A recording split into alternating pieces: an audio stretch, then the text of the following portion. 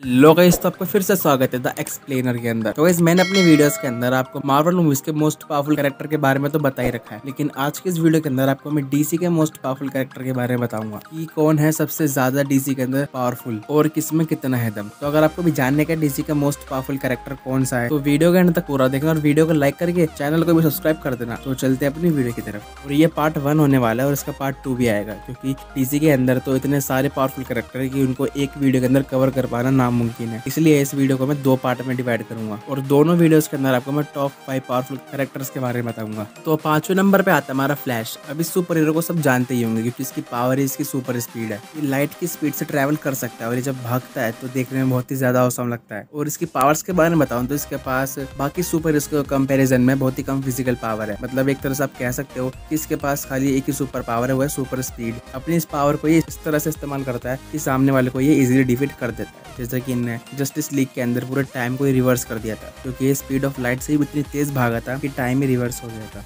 या फिर कहीं कि टाइम में पीछे चला गया था।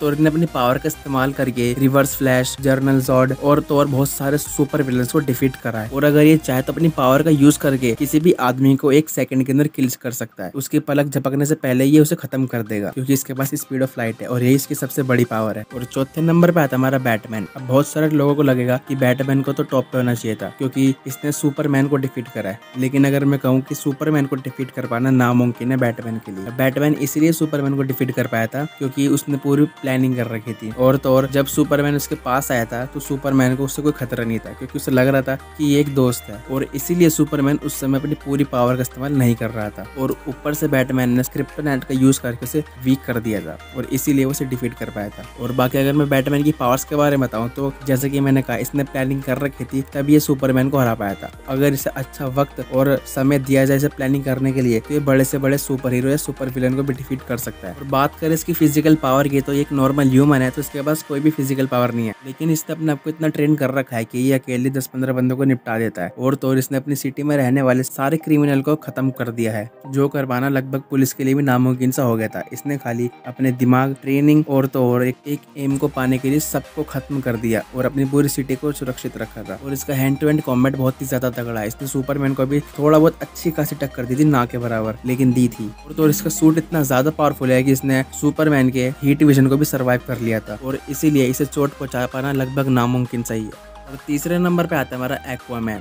अब एक्वामैन जो है वो ओशन का किंग कह सकते हो आप इसे, और इसीलिए इसके पास जो पावर है वो सारी पानी से रिलेटेड है। जैसे कि अपने इसको इसकी मूवी के अंदर इस्तेमाल करते हुए देखा कि ये पानी के अंदर भी इजीली सांस ले सकता है। और तो और जो इसकी पावर है वो पानी के अंदर ही सबसे ज्यादा टॉप लेवल पर होती है। और अगर मैं इसकी फिजिकल स्ट्रेंथ के बारे में बताऊँ तो इसकी फिजिकल स्ट्रेंथ एक नॉर्मल ह्यूमन से काफी ज्यादा अच्छी है, या फिर काफी ज्यादा है, क्योंकि इसने एक सबमरीन को जो कि ओशन के अंदर थी उसे उठा के बाहर लिया था पानी के ऊपर। उस सबमरीन का वेट लगभग 1 से 2 टन के बीच में होगा। ये उसे उठा के पानी के ऊपर लेकर आ गया था और इससे ही आप इसकी पावर का अंदाजा लगा लो। तो और इसके पास एक ट्राइडेंट है जो कि इसकी पावर को और भी ज्यादा एनहांस कर देता है। और अगर ये जमीन के ऊपर फाइट करता है तो ये सामने वाले को इजीली डिफीट कर सकता है, लेकिन अगर इसकी फाइट पानी के अंदर होती है तो पानी के अंदर तो इसे बहुत ही गंदा मारेगा, क्योंकि इसकी पानी के अंदर की स्पीड भी बहुत ही ज्यादा है। ये 10 से 20 माइल्स की दूरी को कुछ ही सेकंड के अंदर कवर कर लेगा। और तो और अगर ये चाहे तो पानी को भी कंट्रोल करके उससे भी अटैक कर सकता है। की बॉडी इतनी ज्यादा ड्यूरेबल है कि ये सुपरमैन की हीट विजन को भी सर्वाइव कर सकता है। ये हमें दिखाया तो नहीं है, लेकिन ब्लैक मैंटा इसके ऊपर एक डिवाइस यूज करता है जिसके अंदर से हीट विजन जैसी कुछ निकलती है और वो सुपरमैन की हीट विजन जितनी गर्म होती है, इसलिए उसे देख के पता लगता है कि ये सुपरमैन की हीट विजन को भी इजीली सर्वाइव कर सकता है। और इसकी स्ट्रेंथ नॉर्मल ह्यूमन के मुकाबले बहुत ही ज्यादा है, इसीलिए ये फ्लैश और बैटमैन से ज्यादा पावरफुल है और 3रे नंबर पे आता है। और 2रे नंबर पे आता है हमारा ब्लैक एडम। अब ब्लैक एडम की पावर हमने इसकी मूवीज के अंदर देख ली थी कि कितना हरामी बंदा है। इसके पास ऑलमोस्ट सुपरमैन जैसे सिमिलर पावर्स है। इसके पास लाइटनिंग को कंट्रोल करने की पावर्स है, इसके पास उड़ने की पावर है और इसके पास सुपर स्पीड भी है। ये एक फाइटर जेट जितनी स्पीड को कवर कर सकता है इजीली, जो कि हमने मूवी के अंदर भी देख रखा है। और इसकी फिजिकल स्ट्रेंथ भी बहुत ही ज्यादा है। इसने सेवक को बीच में से फाड़ दिया था।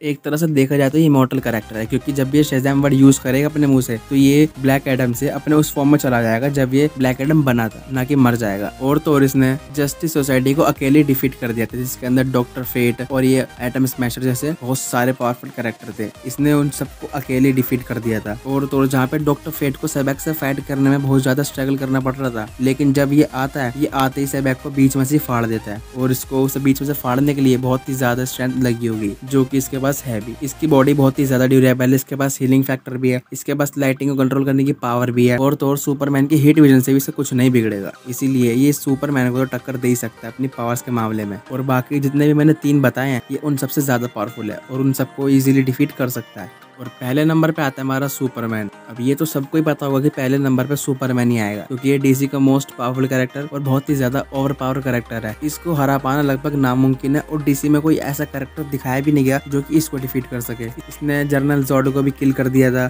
और तो और डार्क साइड की फटके 4 हो गई थी उस पोर्टल को पार करने के लिए, जिसके पार सुपरमैन खड़ा हुआ था। और स्टेफन वुल्फ तो इसे छू भी नहीं पा रहा था, ये स्टेफन वुल्फ को खाली छू छू के ही मार रहा था, उसे एक मुक्का दे रहा था, वो बहुत ही दूर जाके गिर रहा था। और इसने पूरी जस्टिस लीग की टीम को अकेले डिफीट कर दिया था, जिसके अंदर Aquaman, Batman, wonder woman, flash जैसे कैरेक्टर थे। और इन सब की पावर मैंने आपको बताई दी है, उन सबको अकेले डिफीट कर रहा था। बाकी इसके बारे में मुझे और ज्यादा बताने की जरूरत नहीं है, आपको मुझसे ज्यादा ही पता होगा। तो गाइस ये थे डीसी के टॉप 5 मोस्ट पावरफुल कैरेक्टर और ये पार्ट 1 है, जैसे कि मैंने आपको पहले बताया। इसका पार्ट 2 भी आएगा, तो इसीलिए वीडियो को लाइक करके चैनल को भी सब्सक्राइब कर देना। मैं मिलता हूँ आपसे अगली वीडियो में, तब तक के लिए बाय बाय।